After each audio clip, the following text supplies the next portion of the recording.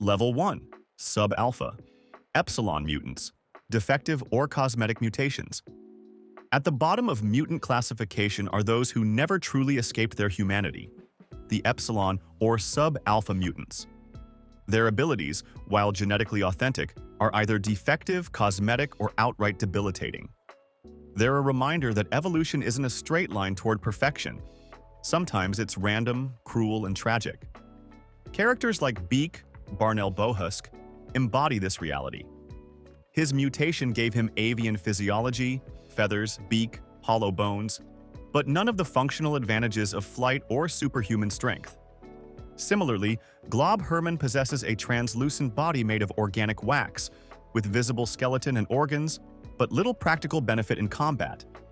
Even mutants like Artie Maddox, with limited telepathy or projection powers, or Ernst, whose deformed appearance hides her intelligence, fall into this lowest category. In Xavier's dream of mutant equality, these individuals often represent the forgotten, those whom society and even their fellow mutants overlook. They can't save the world or stop an apocalypse, yet they define what mutation really is: a random reshuffling of genes that doesn't promise greatness, only difference. New X-Men, number 117 to 135, 2001 to 2003, by Grant Morrison, is the best place to see these mutants humanized, as it reframes Xavier's school as a sanctuary not for superheroes, but for misfits who simply want to belong.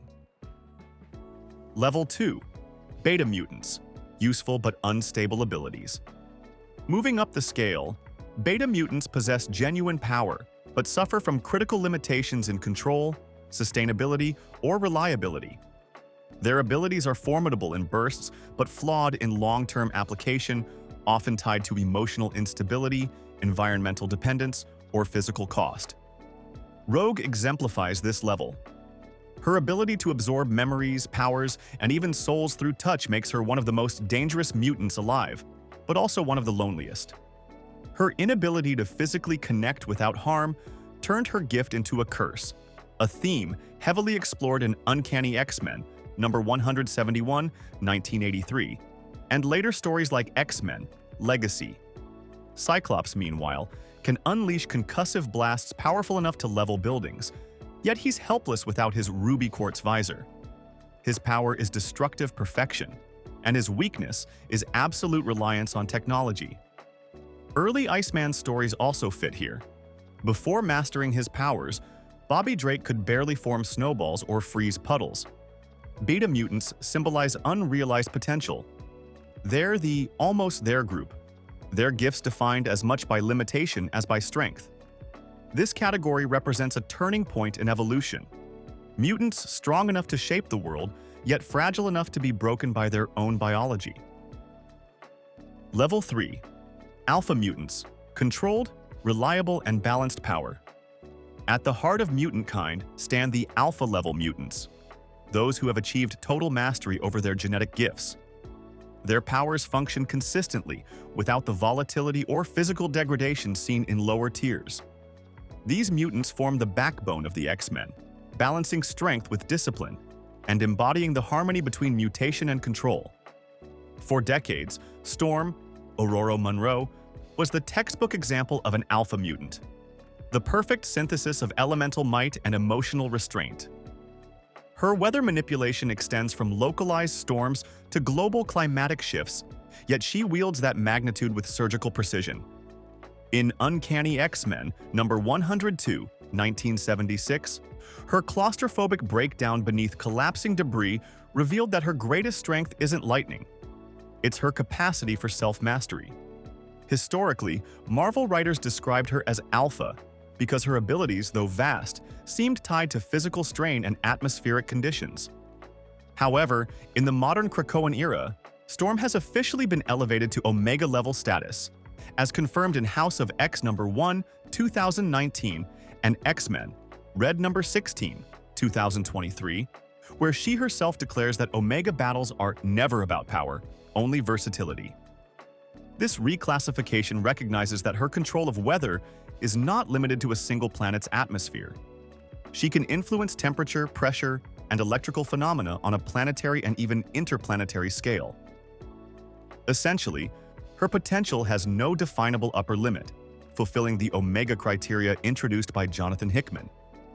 Other consistent alpha-level figures include Wolverine, whose regenerative healing and combat instincts make him the living embodiment of evolution's durability. Colossus, who transforms into organic steel capable of withstanding tank fire. And Nightcrawler, whose teleportation skirts quantum limits of space. These heroes represent balance rather than excess, the ideal of Homo superior operating at peak efficiency without breaching cosmic boundaries. Thus, Storm's evolution from Alpha to Omega perfectly illustrates Marvel's larger narrative on mutation. Power is never static, and mastery can eventually transcend definition. The Alphas are evolution perfected, the Omegas are evolution unbound. Level 4. Alpha plus mutants, enhanced or evolved beyond the norm. Beyond the Alphas are the Alpha plus mutants, beings who have evolved further, either through natural mutation enhancement, external amplification, or scientific intervention. Their powers operate at a scale beyond the human or planetary norm, but still within the bounds of physics and biological reason. Emma Frost epitomizes this level after developing her secondary mutation, which allows her to transform her body into organic diamond while retaining her telepathic genius. Beast underwent a similar evolution after tampering with his own DNA, transforming into his more feral blue-furred form while boosting his physical and mental capabilities. Magneto, often classified here, channels the full electromagnetic spectrum, manipulating planetary magnetic fields, bending iron and blood, and even generating wormholes under certain conditions. X-Men number 150, 1981. Yet he remains limited by fatigue, concentration, and emotion, making him near godlike but not infinite. Alpha plus mutants are the threshold between mortal and divine, characters who force scientists and philosophers alike to question where mutation ends and omnipotence begins. Their presence expands the definition of possible, bridging the gap between grounded genetics and cosmic evolution. Level 5. Omega-level mutants, infinite potential. Now we enter the realm of the Omega-level mutants, the most elite classification recognized by Marvel canon. As defined in House of X number 1, 2019 by Jonathan Hickman, an Omega-level mutant is a mutant whose dominant power is deemed to register, or reach, an undefinable upper limit. In other words, these mutants have no measurable ceiling. Jean Grey is the definitive example. With the Phoenix Force, her telepathy and telekinesis operate at cosmic scale, capable of resurrecting the dead, destroying galaxies, and rewriting molecular structures. Iceman, once underestimated, later demonstrated control over matter in all states, freezing oceans, rebuilding himself from vapor, and influencing global weather. Legion, David Haller, is a walking multiverse. Each of his thousands of personalities manifests a distinct power, from time manipulation to reality warping. And Elixir can control biological life at will, killing or healing with thought alone.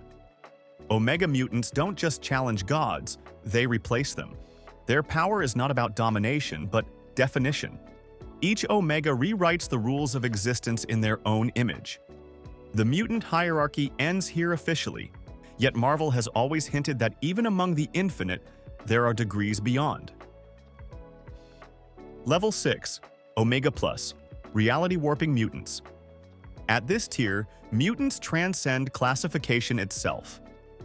The Omega Plus mutants, sometimes called reality warpers, don't just manipulate energy or elements, they alter the architecture of existence.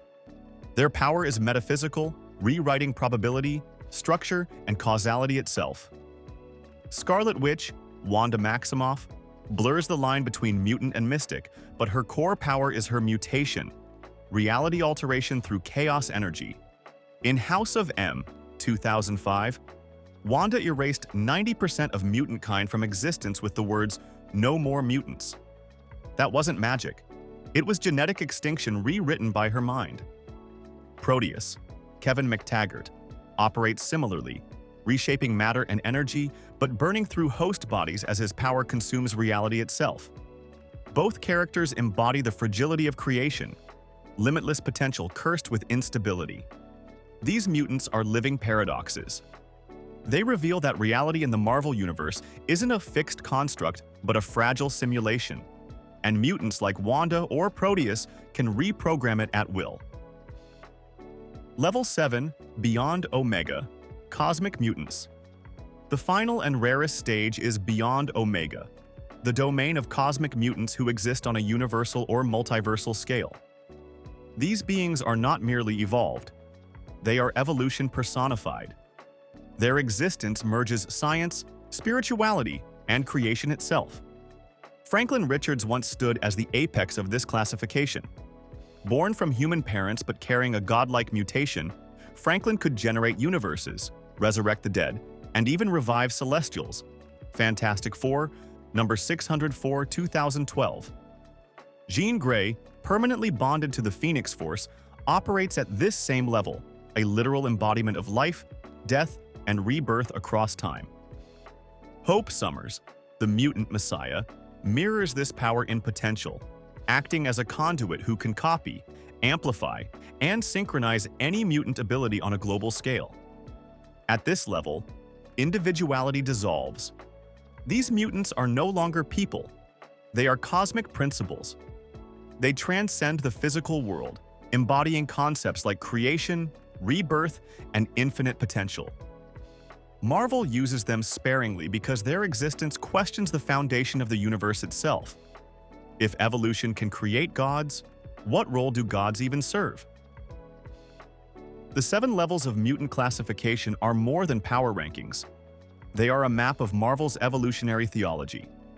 From Epsilon's deformity to Omega's divinity, each stage represents a chapter in humanity's endless climb toward transcendence. Mutants are not just superheroes.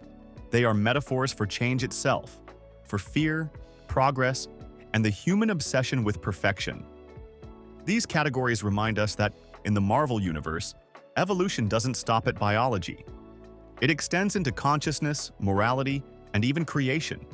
The higher a mutant rises, the less human they become, until eventually they stop being individuals and start becoming ideas. If you enjoyed this deep dive into Marvel's hierarchy of mutant evolution, make sure to subscribe to Explained Comics and hit the notification bell so you never miss another detailed breakdown of comic lore. Now it's your turn. Which mutant power level fascinates you the most? Do you prefer the grounded struggle of Epsilon mutants or the godlike transcendence of Omegas and beyond? Drop your thoughts in the comments below and I'll feature the best answers in a future video.